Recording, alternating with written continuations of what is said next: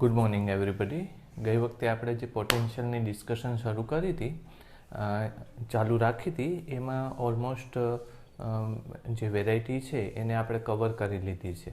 હવે દર વખતે આપણે શું કરીએ છીએ કે ઇલેક્ટ્રિક ફિલ્ડ, વિદ્યુત ક્ષેત્ર અને પોટેન્શિયલ એ એક જ ટાઈપના ક્લાઇમેટની અંદર કેલ્ક્યુલેટ કરવાની ટ્રાય કરીએ છીએ. જેમ કે લોલક હોય તો લોલકમાં બંને કેસીસ આપણે ડિસ્કસ કરતા હોય, સળિયો હોય તો સળિયાના અક્ષ ઉપર બંને કેસીસ ડિસ્કસ કરતા હોય, રિંગ હોય કે અર્ધ રિંગ હોય, અર્ધગોળો હોય તો એમાં પોટેન્શિયલ અને વિદ્યુત ક્ષેત્ર એક રીતે ડિસ્કસ કરવાની ટ્રાય કરતા હોય. અમુક કેસીસ બાકી હોય છતાંય મેં તમને સિક્વન્સ એવી રીતે લીધી છે કે બધું એકસાથે કવર થઈ જાય. તમે જો આગળના લેક્ચર્સ જોશો તો ત્યાં આપણે થોડાક જ ક્વેશ્ચન ડાયપોલને લગતા કરેલા છે અને એ કદાચ બળને લગતા કરેલા હશે. પણ ડાયપોલનો આખો એક વિભાગ જ છે કે જેમાં વિદ્યુત ક્ષેત્ર પણ આવી જાય, જેમાં પોટેન્શિયલ પણ આવી જાય, જેમાં એને લગતા દોલનો પણ આવી જાય. અને આપણને ખબર છે કે વિદ્યુતને લગતી મોટાભાગની ઘટના ડાયપોલ માટે થતી હોય છે. અને એ પણ કેવા ડાયપોલ? સૂક્ષ્મ ડાયપોલ માટે આવી ઘટનાઓ થતી હોય છે. સૂક્ષ્મ એટલે કે જે કુદરતની અંદર અણુમાં ડાયપોલ હોય છે એ ટાઈપના કેસીસમાં આ ઘટના થતી હોય છે. ડાયપોલનો યુઝ કરીને આપણે બ્રહ્માંડમાં સૌથી ઓછામાં ઓછું તાપમાન પ્રાપ્ત કરી શક્યા છે ડીમેગ્નેટાઇઝેશનની રીતથી. બરાબર, એ તમે આગળ જો કદાચ ફિઝિક્સમાં ભણો તો આવું ભણવાનું આવશે. એટલે ડાયપોલ એક ખૂબ જ અગત્યની કુદરતે બનાવેલી રચના છે. આપણે પણ બનાવી શકતા હોઈએ છીએ, પણ આપણે જે માટે ડાયપોલને લગતા બધા જ કિસ્સાઓ ભણીએ છીએ એ મોટા ડાયપોલ માટે નથી હોતા. જે આપણે મોટાભાગે સૂત્ર મેળવતા હોઈએ છીએ એ સૂત્ર કંઈ કામમાં આવતા નથી. પણ દરેક વખતે એક ખાસ કિસ્સો લેતા હોય છે બિંદુ ડાયપોલનો, એટલે કે પોઈન્ટ ડાયપોલનો, કે એમાં જે વિદ્યુતભારો એટલા બધા નજીક હોય છે કે એની સરખામણીએ અંતરો ઘણા મોટા હોય છે. આપણે બહુ એની ડિસ્કશનમાં પડવું નથી, પણ એની જગ્યાએ સીધી વાત કરીએ તો ડાયપોલમાં ઋણ અને ધન વીજભાર હોય છે, બે સમાન વીજભાર હોય છે. બરાબર. અને ડાયપોલ પોતે એક સદિશ રાશિ છે, એને ડાયપોલ મોમેન્ટ કહેવાય. એને મોટાભાગે 2AQ લખીએ છીએ આપણી બુક પ્રમાણે, પણ આપણે એવું નથી લખવું. આપણે આમ લખશું Q ગુણ્યા L લખશું મોટાભાગે. બરાબર, Q ગુણ્યા L, જ્યાં L એટલે શું કીધું છે કે આ વિદ્યુતભાર વચ્ચેનું અંતર. ડાયપોલ વચ્ચે સાચે કોઈ લાકડી જેવું જોડાયેલું નથી હોતું. મોટાભાગે આવી રીતે લોકો દોરતા હોય છે, પણ આવું લાકડી જેવું કંઈ હોતું નથી. વિદ્યુતભારો છૂટા હોય છે અને એ વિદ્યુતભારો પોતાનું અંતર કોઈ દિવસ બદલતા નથી.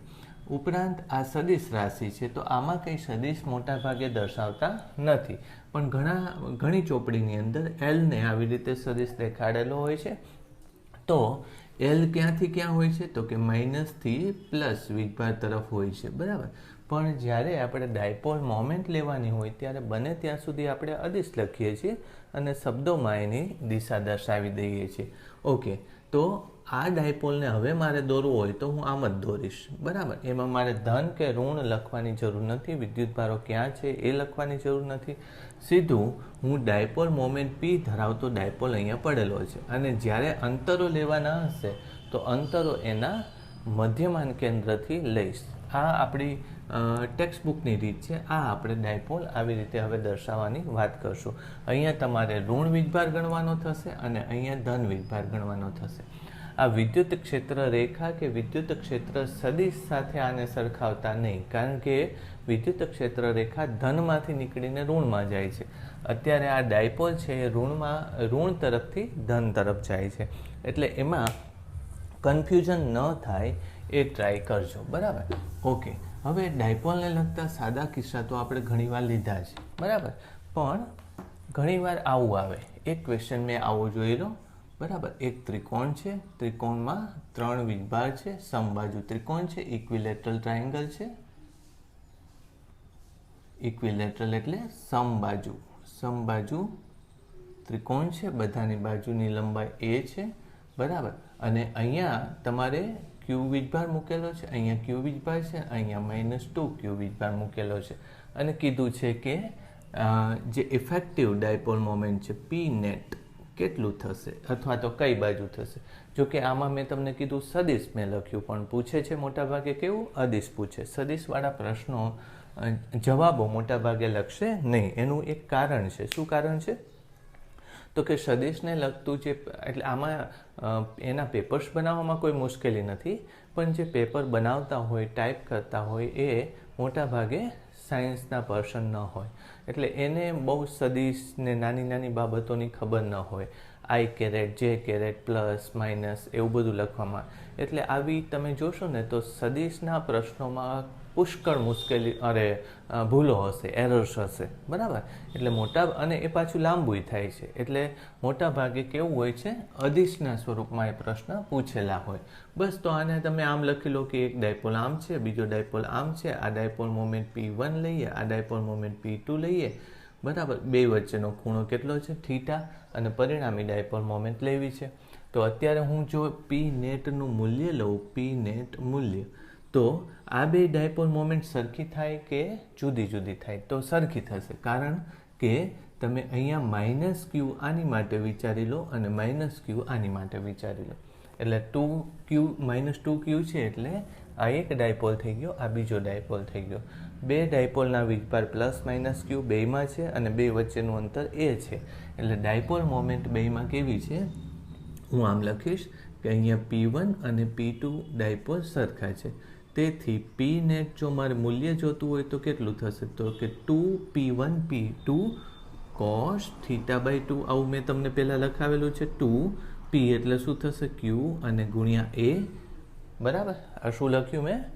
Q ગુણ્યા L લખીએ છીએ ને આપણે, તો અહીંયા Q ગુણ્યા A લખ્યું, પછી cos 60/2, બરાબર. એટલે 30 થશે. QA √3/2 એટલે √3QA આવું થશે, રાઈટ. આ જવાબ થશે. P નેટ આવો આવશે. હવે કઈ બાજુ આવશે? તો તમે એમ કહેશો કે એ લંબ દ્વિભાજક ઉપર જશે, કારણ કે દિશાઓ સાથે એક મુશ્કેલી એ પણ છે કે તમે કયો અક્ષ તમારો સંદર્ભ અક્ષ લીધો છે. એક્સ અક્ષ લીધો છે, વાય અક્ષ લીધો છે, બરાબર. એટલે એમ ન કહેવાય કે ભાઈ એ ઋણ વાયની દિશામાં આવશે, કારણ કે વાય તમે એ દિશામાં લો ને પ્રશ્ન પૂછવાવાળો વાય બીજી દિશામાં લેતા હોય, ઘણીવાર એક્સ આ બાજુ હોય તો વાય આમે લઈએ છીએ, ઝેડ આમ લઈએ છીએ, રાઈટ. એટલે આને બોલાય કેવી રીતે? તો એમ કહેવાય કે સામેની અથવા તો સામેની બાજુની લંબ દ્વિભાજક, એટલે કે 2Qમાંથી -2Q વીજભારમાંથી નીકળતો લંબ પાદ જે સામેની બાજુને જે દિશામાં સ્પર્શે છે એ દિશામાં ડાયપોલ મોમેન્ટ છે, રાઈટ. એટલે આ એક લખી લેજો. આપણે ડાયપોલ મોમેન્ટ, પરિણામી ડાયપોલ મોમેન્ટ લેવાના બહુ પ્રશ્નો લીધા નથી. ચલો એક હું તમને હોમવર્કમાં આપી દઉં, બહુ સહેલું છે, રાઈટ. એને આમ લખી નાખશું, -2Q વીજભાર, Q વીજભાર, Q વીજભાર, P નેટ શોધજો. અને આને એ લખી લો અથવા તો D લખી લો. આ અંતર કેટલું છે? D છે. તમારી જાતે આ શોધી કાઢજો, રાઈટ. P નેટ લેવાનું છે. દિશા પણ તમે આની આપી શકશો, આના ઉપરથી જ થઈ શકશે, રાઈટ. એ તમારું હોમવર્ક છે. અને એ જ રીતે તમે અહીંયા +2Q હોય, અહીંયા -QQ હોય તો પણ તમે લખી શકો છો, રાઈટ. ચલો એક બીજી આપણે વાત કરી દઈએ. એ જ વસ્તુ દોરી દઉં હું. અહીંયા -Q વીજભાર છે અને અહીંયા ચાપ છે.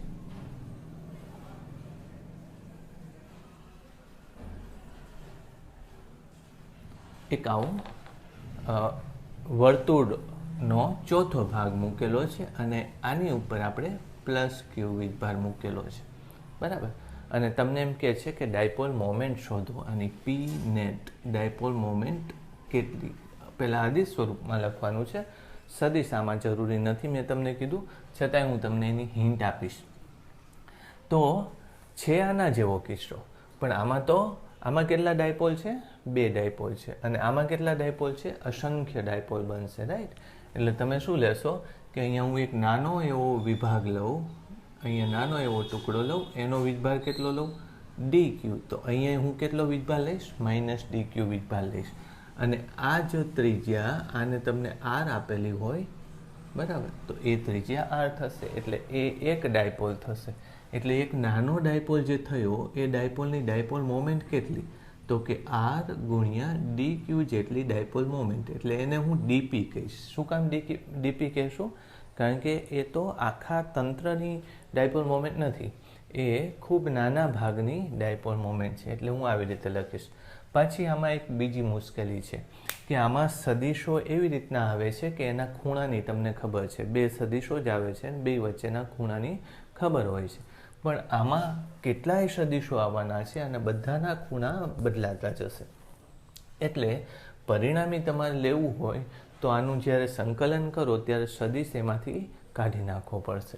એટલે પહેલાં તો આપણે શું જોશું, ડાયપોલ મોમેન્ટ કઈથી કઈ બાજુ હશે? તો ડાયપોલ મોમેન્ટ આ દિશામાં હશે, રાઈટ? આ દિશામાં હશે. આ ખૂણાને અત્યારે કેટલો કહી દો તમે? થીટા ખૂણો કહી દો, રાઈટ? અને આ ડાયપોલ મોમેન્ટને ડીપી કહી દો. તો ડીપીના આપણે બે ભાગો લઈ લેશું. કયા બે ભાગો લેશું? એક ભાગ આ દિશામાં લઈ લઈએ, બરાબર? એને શું કહેશો? ડીપી કોસ થીટા, કારણ કે આ થીટા ખૂણો થશે, રાઈટ? અને એ જ રીતે આ ભાગ ડીપી સાઇન થીટા, બરાબર? એટલે પહેલાં તો બે ભાગ લેવા પડશે તમારે, ડીપી કોસ થીટા અને ડીપી સાઇન થીટા. એટલે એક તો ડાયપોલ મોમેન્ટનો એક્સ ઘટક જો લઈએ તો એક્સ ઘટક ડીપી કોસ થીટા થશે, અને ડાયપોલ મોમેન્ટનો વાય ઘટક લઈએ તો ડીપી સાઇન થીટા થશે. આવું થશે, રાઈટ? ઓકે, એને આપણે કેલ્ક્યુલેટ કરશું. એટલે આને હું પહેલાં ડીપી એમાં મૂકી દઉં તો R into cos theta into D Q આમ લખી નખાશે. એટલે આ ડીપી એક્સ થશે, આ દિશાનો ઘટક થશે. અને બે ઘટક આમાં હાજર રહેશે. ઘણીવાર કેવું બને છે કે સામસામેના અમુક ઘટકો કેન્સલ થઈ જાય, પણ આમાં જુદા જુદા ભાગો લેશો તો પણ બધા ઘટકો એમાં આવે છે. આ અમુક કેસીસમાં એવું બને કે આમાં ઉપરનો ઘટક આવે ને આમાં એક ઘટક આમ આવે, આ કિસ્સામાં એક્સ જ આવે ને આ કિસ્સામાં વાય જ આવે, બાકી બધામાં બે ઘટકો આવે છે, રાઈટ? ઓકે, હવે બીજી એક વાત કે આમાં ચલ કોણ છે? ચલ કોણ થવાનો છે? થીટા થવાનો છે. પણ સંકલન શેનું આવશે? ક્યુનું આવશે. તો મારે થીટાના સ્વરૂપમાં ક્યુ મૂકવું પડશે. તો પહેલી વાત તો એ લખી નાખો, આ સૂત્ર 1. એટલે પહેલાં જો અહીંયા ક્યુ વીજભાર મૂકેલો હશે તો તમે આમ લખજો કે આ અંતર કેટલું છે? તો કે 2πr ચોથો ભાગ છે, એટલે πr બીજો ભાગ થશે. πr બીજા ભાગમાં કેટલો વીજભાર મૂકેલો છે? ક્યુ વીજભાર મૂકેલો છે. તો જો dx ભાગ નાનકડો એવો મારી પાસે હોય, આ ભાગને કેટલો ભાગ કહેશો? આ ભાગને dx ભાગ. dx ભાગ મારી પાસે હોય તો એની પાસે કેટલો વીજભાર હોય? તો dq બરાબર ક્યુના છેદમાં πr ઇન્ટુ 2 ઇન્ટુ dx, આવું થશે. ઓકે, પણ dx એ નથી લેવાનું, આપણે શું લેવાનું છે? થીટા લેવાનું છે. એટલે તમે આમ લેશો, નાનકડો ભાગ અહીંયા શું લઈએ? ડી થીટા લઈએ, અને આ ભાગ શું લેશો? dx લેશો. આ ભાગ શું છે? r છે. એટલે આમ લેવાનું કહું છું, રાઈટ? નાનો એવો ટુકડો. તો તમને ખબર છે કે ડી થીટા બરાબર dxના છેદમાં x r, બરાબર? તો dx બરાબર શું થશે? r ડી થીટા થશે. એટલે જો અહીંયા dxની જગ્યાએ હું લખું તો 2q છેદમાં πr, અને આને હું શું લખી લઈશ? r D theta. સમજ પડી? dxને આને શું લખાય? થીટા બરાબર આર્ક, એટલે કે ચાપ ભાગ્યા ત્રિજ્યા. તો ચાપ એટલે dx બરાબર r થીટા. એટલે અત્યારે જો હું લખું તો તેથી ડી થીટા બરાબર dx ભાગ્યા r, તેથી dx બરાબર r ડી થીટા. આ મેં એકવાર તમને કરાવ્યું હતું કે તમે જ્યારે ઘનતા હોય ત્યારે ઘનતા માટે શું લખો? લેમડા ઇન્ટુ dx લખો. પણ જ્યારે થીટાના સ્વરૂપમાં લખવાનું હોય તો lambda r into D theta લખો, એવું મેં તમને કીધું હતું, રાઈટ? તો આવું થશે. હવે આમાં કિંમત મૂકી દો તમે. dpx is equal to r cos theta, પછી ડી થીટાની જગ્યાએ પાછું શું લખશો? 2q છેદમાં r તો નીકળી ગયું ને એક, જોજો પાછું બે r જ છે, રાઈટ? ઓકે, dq છેદમાં પાઈ ઇન્ટુ ડી થીટા થશે. એટલે 2QR ભાગ્યા પાઈ cos થીટા ડી થીટા. તેથી px જો લઈએ તો px બરાબર 2QR ભાગ્યા પાઈ અને cos થીટાનું સંકલન શું થશે? sin theta. sin theta. હવે એમાં એંગલ લેવાનો થશે. એંગલ કેટલો આપ્યો છે? અત્યારે 90 આપેલો છે. એટલે 0 થી લઈને π/2 સુધી આપેલો ઘટક અહીંયા લઈને છેલ્લો અહીંયા લેવાનો. એટલે શું થશે?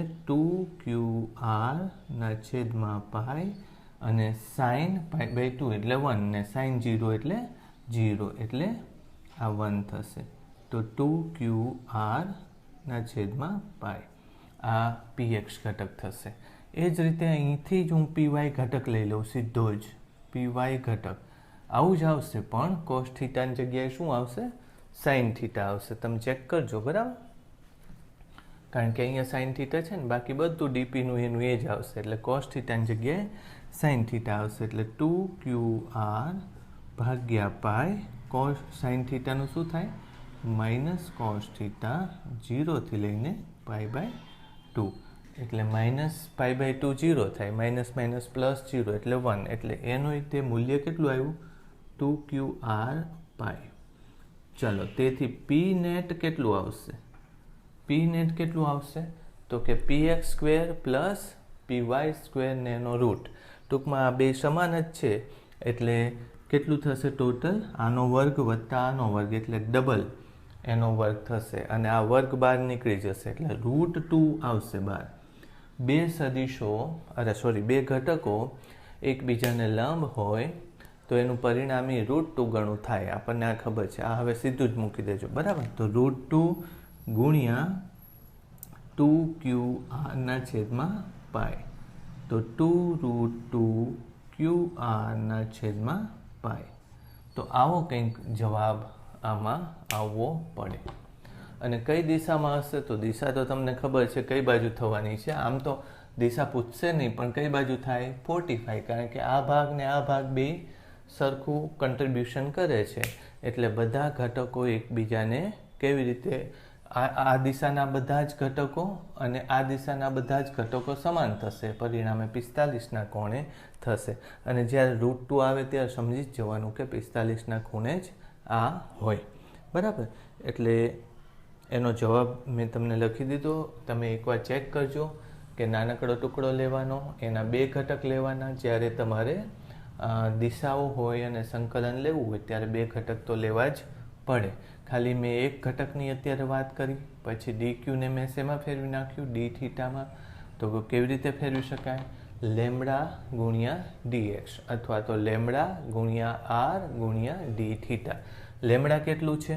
તો લેમ્બડા એટલે અત્યારે કુલ વીજભાર આપેલો છે, લેમ્બડા નથી આપ્યો. એટલે πr ના છેદમાં 2. આ લંબાઈ કેટલી છે? πr ના છેદમાં 2 માં ક્યુ વીજભાર મૂક્યો છે. તો dx માં કેટલો વીજભાર આવશે? તો આટલો આવશે ટોટલ, બરાબર? અને dx ની વેલ્યુ કેટલી થાય? rd થીટા થશે. rd થીટા થશે. એને આમાં મૂકી દઉં. એ આમાં મૂક્યા બાદ તમે એને સોલ્વ કરી નાખજો, બરાબર? તો આ ડાયપોલ મોમેન્ટ આવી રીતે આવે. હવે કદાચ તમને એમ પૂછ્યું હોય કે મારી પાસે આ ભાગ જે છે એ 90ના કોણવાળો નથી, કોઈ અલગ કોણવાળો છે, એટલે કે થીટાવાળો ચાપ છે, બરાબર? આવો ચાપ છે, બરાબર? JW વાળા જોજો તમે. આ ચાપ કેટલો છે? ટોટલ થીટા ચાપ છે, એવું તમને કીધેલું છે. તો ટોટલ કેટલું થાય? અહીંયા વીજભાર -q છે, અહીંયા વીજભાર +q છે. તો આમ કંઈ બીજો આમાં ફેરફાર થતો નથી. આમાં શું આવે? sin થીટા આવે ને પહેલામાં cos થીટા આવે. એ હું કરાવી દઉં. તમે પોઝ કરીને આ પહેલો પ્રશ્ન લખી નાખજો. બીજો પ્રશ્ન કે 90ની જગ્યાએ કોઈ પણ એંગલ આપેલો હોય, એટલે આ મેં કેટલો ભાગ લીધો? ચોથો ભાગ લીધો ને, બરાબર? તો આ ચોથો ભાગ હોય તો એના જગ્યાએ કોઈ પણ એંગલ આવે તો આપણે કેવી રીતે એનું કેલ્ક્યુલેશન કરવું? તો સૌથી પહેલાં તો એની જે વીજભાર ઘનતા આપણે નક્કી કરવી પડે, બરાબર? એટલે કાં તો વીજભાર ઘનતા આપેલી હોય, હું અત્યારે લેમ્બડા લખી નાખું, બરાબર? એટલે થોડું ઇઝી પડશે. ઓકે, તો અહીંયા જે છે ક્યુના છેદમાં આ જે ભાગ છે, 2q છેદમાં પાઈ આર એ ઘનતા છે, તમે જુઓ જોઈએ. નહીં, અહીંયા 1 લઈ લો, બરાબર, અહીં 1 લઈ લો. આટલામાં ક્યુ વીજભાર, તો 1માં કેટલું, તો એ શું થઈ જશે, ઘનતા થઈ જશે. એટલે 2q છેદમાં પાઈ આર એની જગ્યાએ અત્યારે હું શું લઈ લઉં છું, લેમડા લઈ લઉં છું, યાદ રાખજો. પછી હું એને ફેરવી નાખીશ, જે તે ખૂણો આપ્યો. હું શેની વાત કરું છું, યાદ રાખજો, આ ચાપ π/2, ચાપ π/2 ની જગ્યાએ થીટાનો હોય તો એની વાત કરીએ છીએ હવે, બરાબર. એટલે આમ લેમડા થઈ જશે. ઓકે, પછી અહીંયા સીધું જ હું લખી નાખું, શું લખીશ, લેમડા આર ડી થીટા, આવું લખી નાખશો, બરાબર. Lambda R D theta, D ક્યુની જગ્યાએ લેમડા આર ડી થીટા થશે આખું, lambda R D theta, correct. તો હવે જુઓ અહીંયા શું થશે, lambda R square, lambda R square, બરાબર. બસ ફેર આટલો આવશે આમાં. આને શું લખી નાખશો, લેમડા આર સ્ક્વેર. અને હવે તમારે અહીંયા થીટા જ રાખવાનો છે, 0 થી થીટા, એટલે lambda R square sine theta, આ px ઘટક થયો. અને એ જ રીતે તમે જોશો તો py ઘટક સીધો જ લખી નાખો, તો શું થવાનું છે, અહીંયા થીટા એટલે માઇનસ થીટા આવશે. અને જો આ લેમડા આર સ્ક્વેર માઇનસ અને આ થીટા, રાઈટ. એટલે શું થશે, માઇનસ કોસ થીટા પ્લસ 1, એટલે lambda R square 1 minus cos theta, આવું આવશે, રાઈટ. ચાલો, હવે એનું પરિણામી લેવાનું થાય, પી નેટ લેવાનું થાય. એટલે આ હું કાઢી નાખું છું થોડી વાર માટે. જોવો જોઈએ બેયનું પરિણામી કેવી રીતે મેળવાય, તો કે પી નેટ બરાબર રૂટ આનો સ્ક્વેર, એટલે આમાં લેમડા આર સ્ક્વેર તો બેયમાં કોમન છે, એટલે એ તો પહેલેથી બહાર લઈ લો, લેમડા આર સ્ક્વેર. અંદર શું વધ્યું, સાઇન સ્ક્વેર થીટા, અને આનો સ્ક્વેર થાય એટલે 1 minus plus 1 minus 2 cos theta plus cos square theta, અને એનો રૂટ. સમજ પડી મેં શું કર્યું, pxનો સ્ક્વેર પી નેટ બરાબર pxનો સ્ક્વેર પ્લસ pyનો સ્ક્વેર અને એનો રૂટ, આવું લીધું. આ એનું મૂલ્ય થશે. Okay, lambda R square, lambda R square, પછી આ કેટલું થઈ જશે, 1 થઈ જશે, એટલે 2, આ બે 1 ને આ 1 એટલે 2 માઇનસ 2 કોસ થીટાનું રૂટ, બરાબર. 2 એમાંથી બહાર લઈ લો, 1 માઇનસ કોસ થીટા આવશે, એટલે પહેલાં તો રૂટ 2 લેમડા આર સ્ક્વેર, પછી 1 માઇનસ કોસ થીટાને શું લખાય, 2 sine square theta by 2, 2 sine square theta by 2 એનો રૂટ. તો ફરીથી પાછું રૂટ આવ્યું એટલે 2 lambda R square sine theta by 2, આવો જવાબ આવશે, 2 lambda R square sine theta by 2. Actually તો મારે તમને શું કરાવવું જોઈએ, મારે તમને આ જ દાખલો પહેલાં કરાવાય, બરાબર. અને એમાં એનો જવાબ જે આવ્યો એમાં હવે ગમે તે કિંમત મૂકો. આ 90 વાળો તો પ્રશ્ન પૂછાયેલો હતો, આ પૂછાયેલો છે પ્રશ્ન, બરાબર. એટલે એ મેં તમને કરાવ્યો, પણ એકચ્યુઅલી આ જો મેં તમને કરાવ્યો હોય ને તો એમાં 90 આવી જાય, 180 આવી જાય, બધું આવી જાય, બરાબર. એટલે આવો ક્વેશ્ચન થાય. હવે તમે આને લખવું હોય તો લખજો પોઝ કરીને, પણ હવે આમાં 90નો કેલ્ક્યુલેશન કરી જોવું જોઈએ, બંધ બેસતું આવે છે કે નહીં એ ચેક કરી લો, બરાબર. તો એ લઈએ આપણે.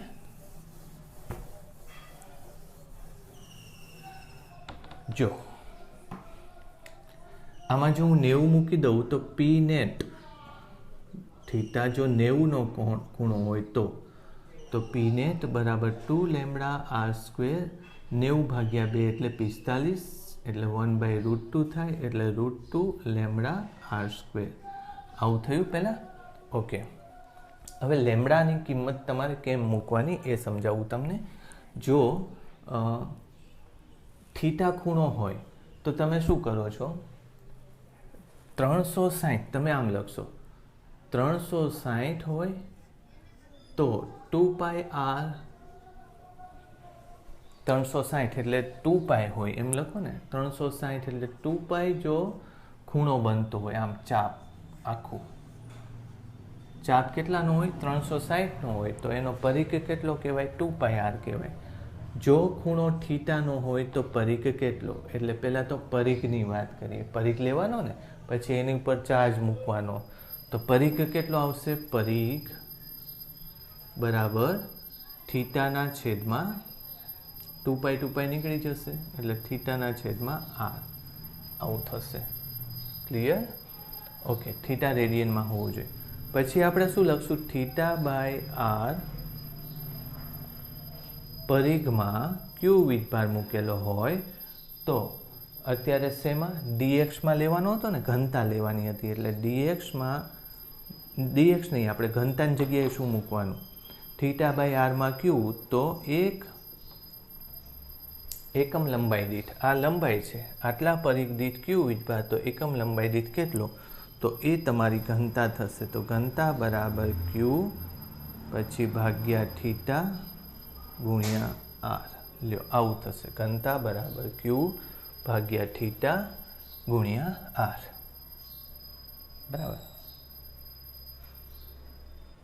ઓકે, લેમ્બડા બરાબર, એટલે એમાં આપણે કંઈક મિસ્ટેક કરી દીધી છે મને એવું લાગે છે. ચેક કરીએ. પરિઘ theta R, sorry R theta થશે ને, અહીંયા મારી ભૂલ થઈ. અહીંયા શું થાય, થીટા ગુણ્યા આર એવું થશે, રાઈટ. હવે અહીંયા શું થશે, થીટા ગુણ્યા આર, આ પરિઘ થશે. બરાબર.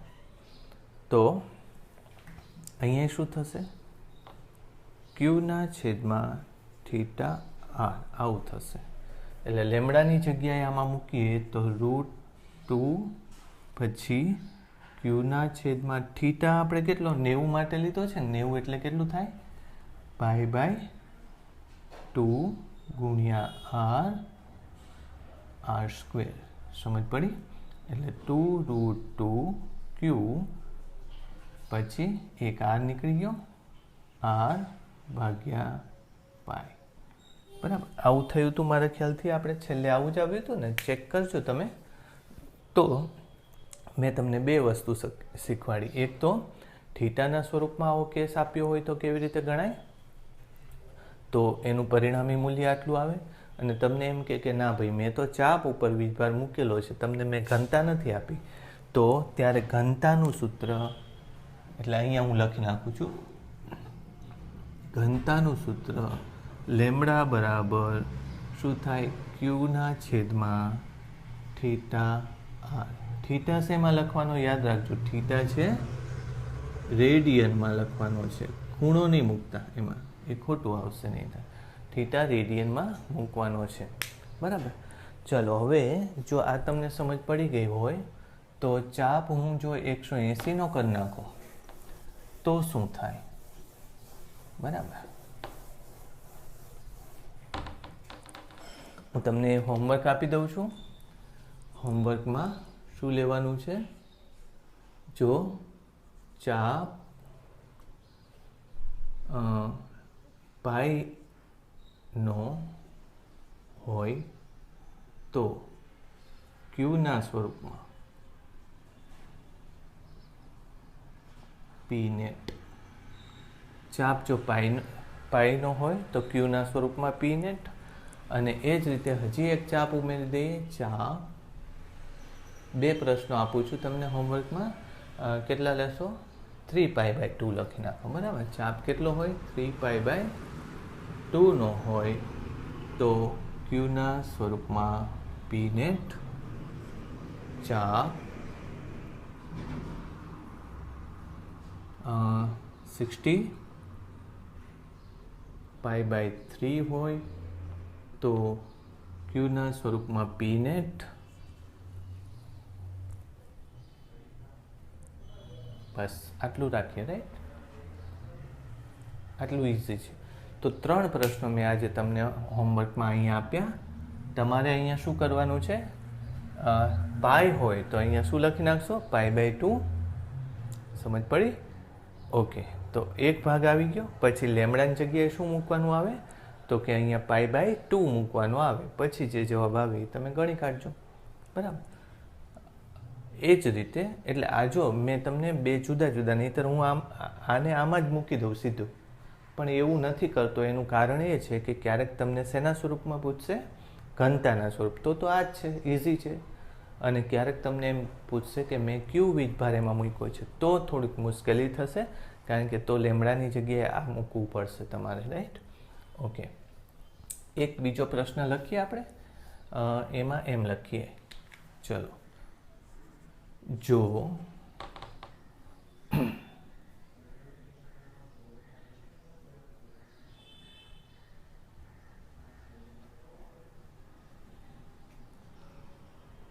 π/2 માં જ રાખીએ.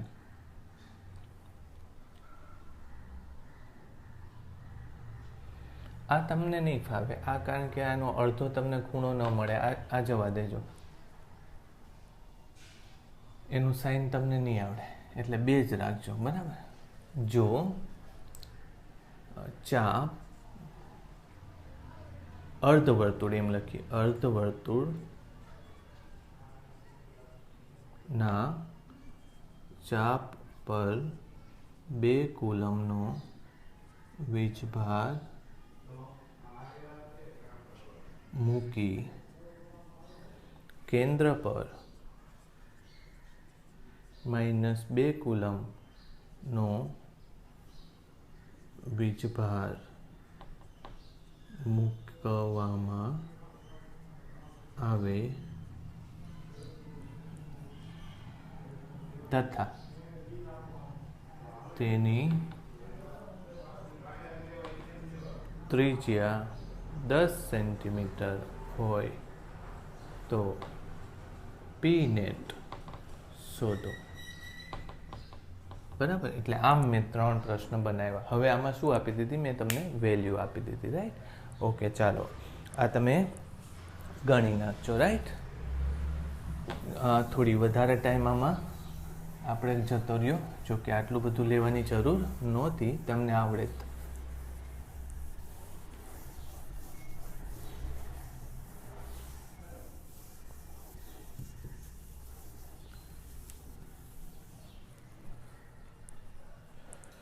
જોવો જોઈએ. હવે એક તમને એ તો ખબર છે કે જો આ રીતે એક ડાયપોલ હોય તો ડાયપોલ ઉપર એક અક્ષ ઉપર આર બિંદુએ અને બીજું એના શું કહેવાય, વિષુવવૃત્ત ઉપર આર બિંદુએ અને અક્ષ ઉપર આર બિંદુએ વિદ્યુત ક્ષેત્રની તીવ્રતા કેટલી થાય? તો તમને ખબર છે કે આ કેટલું હતું? કે લેમડાના છેદમાં r², એવું હતું ને? લેમડાનું હતું કેપી અપોન r³. જો ડાયપોલ નાનો હોય તો આવું લખતા હતા, યાદ હોય તો તમને, કેપી અપોન r³. અને આને શું લખતા હતા? -kp upon r³. આ 2kp હતું. અક્ષ ઉપર કેટલું હતું? 2kp upon r³.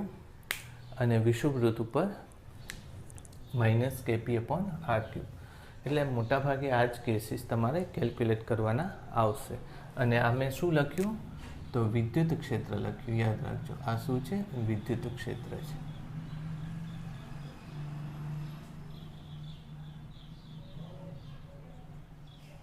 ઓકે, હવે ડાયપોલના જો અક્ષ ઉપર આવી રીતે હોય તો એના 2 ભાગ આપણે બનાવી શકીએ. એટલે કોઈ પણ દિશામાં વિદ્યુત ક્ષેત્ર કેટલું આવે એ મેં તમને કદાચ કીધું હોય, ન કીધું હોય તો ઝડપથી આપણે લઈ લઈએ, એમાં કંઈ બહુ અઘરું નથી. આ રીતે ધારી લો કે એક ડાયપોલ આપેલો છે તમને, ડાયપોલ આમ આપેલો છે, એવું જુઓ, ડાયપોલ આમ આપેલો છે અને એનાથી આર અંતરે થીટા ખૂણે વિદ્યુત ક્ષેત્ર કેટલું થાય એ શોધવાનું કીધું છે. તો બહુ ઇઝી છે, આપણે આવા કેસીસ ટેક્સ્ટ બુકમાં છે નહીં, પણ આપણે એનું સૂત્ર પણ લખી રાખીએ, એમાં કંઈ મુશ્કેલ નથી. પહેલાં તો આપણે શું કરી નાખીએ કે આ પી જેટલા ડાયપોલ મોમેન્ટ છે એનો આ દિશાનો ખૂણો લેવાનો, એનો ઘટક લેવાનો. એટલે આ ડાયપોલ કયો થાય? પી કોસ થીટાવાળો એક ડાયપોલ થશે અને બીજો ડાયપોલ એને લંબ દિશામાં આમ થશે. સમજાણું? આ ડાયપોલ કયો થઈ? પી સાઇન થીટા. એટલે આ વચ્ચેનો ડાયપોલ હવે ભૂલી જાઓ. બરાબર. તમારો ડાયપોલની ડાયપોલ મોમેન્ટ પી છે અને પી સાથે કયા ખૂણે? આપણે પી આ દિશામાં હતો, પી સાથે થીટાના ખૂણાની દિશામાં વિદ્યુત ક્ષેત્ર ઇલેક્ટ્રિક ફિલ્ડ કેટલું થાય એ આપણે શોધવું હોય તો એના બે ઘટક લીધા, એક તો પી કોસ થીટા અને બીજું પી સાઇન થીટા. એટલે બે ડાયપોલ માટે આ બિંદુની વાત કરવાની છે.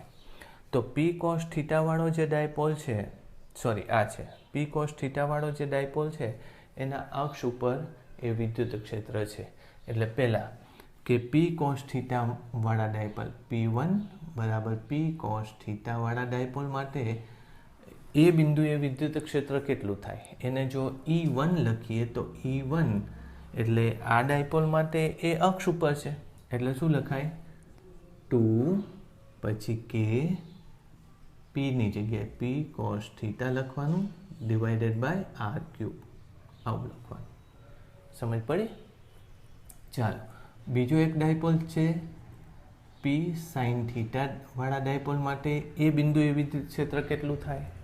તો પી સાઇન થીટા આ છે અને એ એના વિષુવવૃત્ત ઉપર આવ્યું બિંદુ જો આમ છે, તો એનું સૂત્ર આપણે કયું વાપરવું પડશે? E2 બરાબર 2k પી સાઇન થીટા. 2 નહીં આવે, સોરી, અને માઇનસ પછી મૂકશું આર ક્યુબ. સમજ પડી? જો આ સૂત્ર મેં વાપર્યું કે પીની જગ્યાએ પી સાઇન થીટા ભાગ્યા આર ક્યુબ.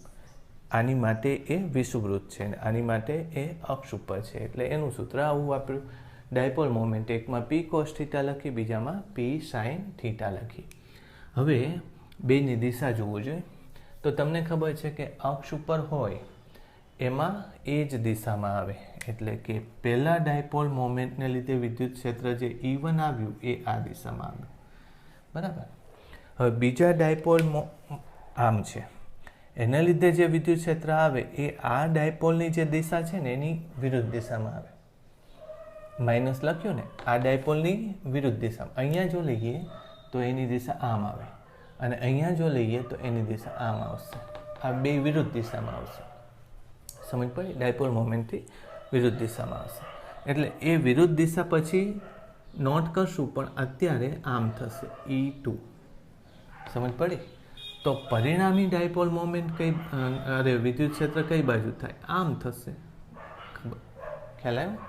તો પરિણામી વિદ્યુત ક્ષેત્રની જો તીવ્રતા જ લઉં ખાલી, તો બે એકબીજાના 90ના ખૂણે છે એટલે હું ખાલી એનું મૂલ્ય લઈ લઉં તો કેપી તો બહાર આવી જશે, કેપી આર ક્યુબ બહાર આવી જશે, અંદર 2નો વર્ગ એટલે 4 અને અંદર બીજું શું વધ્યું? જો કોસ થીટા વધ્યું એટલે કોસનો વર્ગ.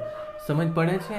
આનો વર્ગ અને એનું રૂટ કરવાનો છું, પણ કેપી બાય આર ક્યુબ તો બેમાંથી બહાર નીકળી જશે એટલે એ લેવાની જરૂર નથી.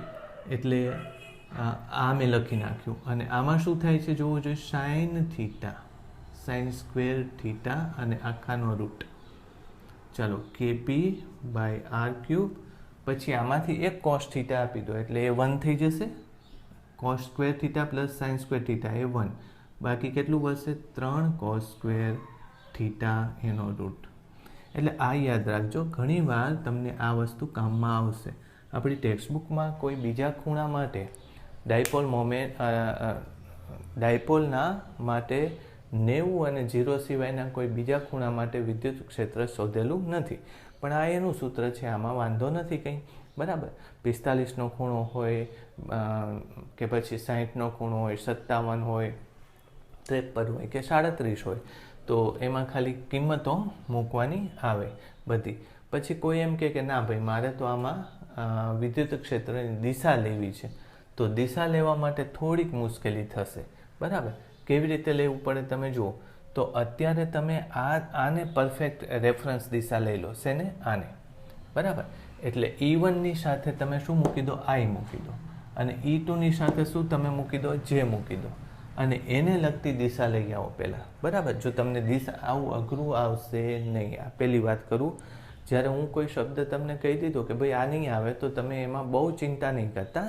છતાંય મારે એ ફરજ છે કે આમાં તમને હું કેવી રીતે એવા અઘરા કેસમાં શીખવાડી શકું.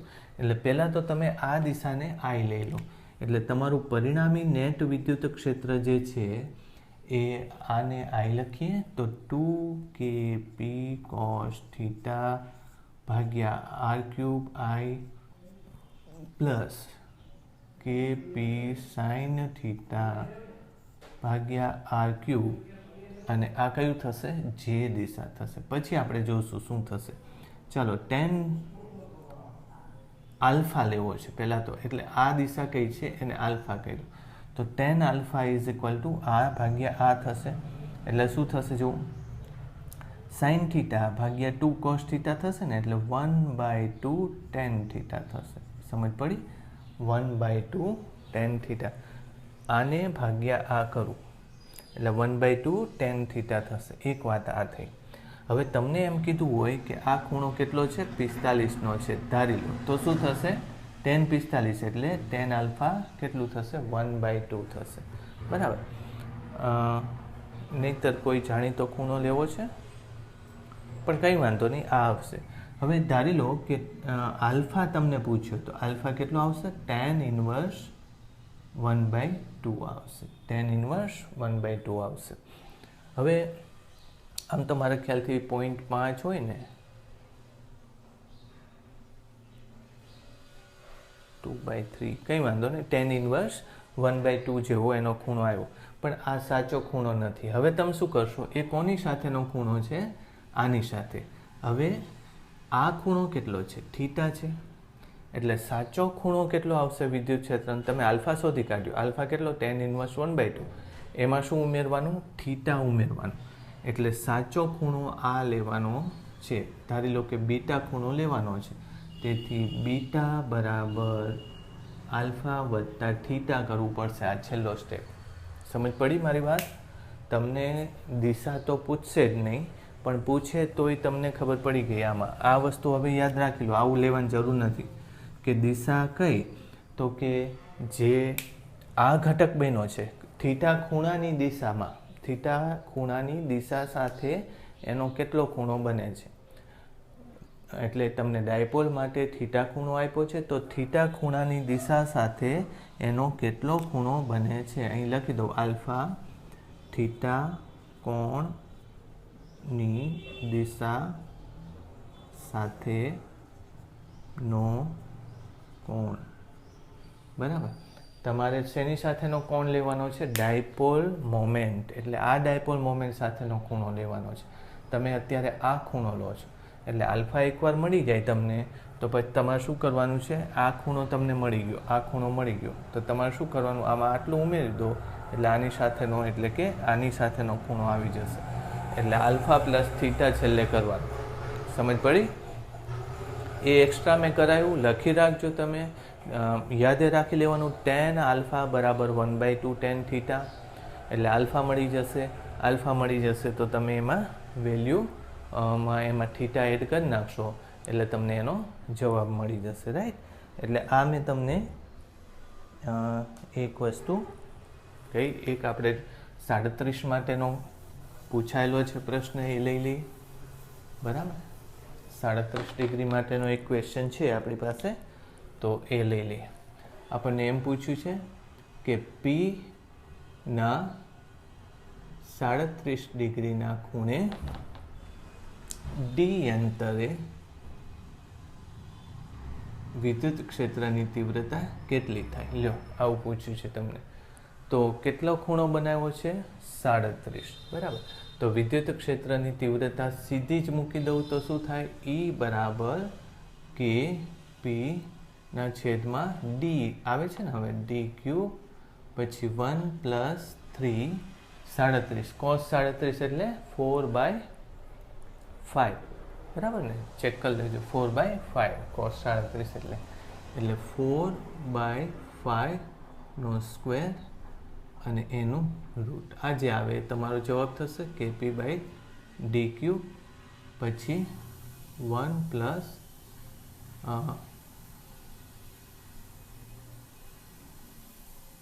અને આ 25 થશે 1/2 બરાબર. 45 પ્લસ એટલે 68 પ્લસ 5 73 એટલે આ થશે 73/25 નો રૂટ kp/dq. આવું થશે, રાઈટ? ઓકે, ચેક કરી લેજો. ઓકે, પછી એ જ રીતે કદાચ આ શોધવું હોય તો શું થાય? થીટા તમને કેટલો આપ્યો છે? થીટા 37 માટે જો તમે tan લેવું હોય તો કેટલું થાય? 3/4 થાય. એટલે આ કેટલું થશે? 3/4 થશે, એટલે 3/8 આવું થશે. એને આમાં મૂકવાનું થાય. એ તો પૂછ્યું નથી, જો કે તમને ખાલી આટલું જ પૂછેલું છે, રાઈટ? તો મારા ખ્યાલથી હવે આ કેલ્ક્યુલેશન થઈ ગયા. આવતી વખતે હું ડાયપોલ માટે પોટેન્શિયલ સમજાવીશ તમને. ડાયપોલ આપણે હજુ ચાલુ રાખશું, રાઈટ? Thank you.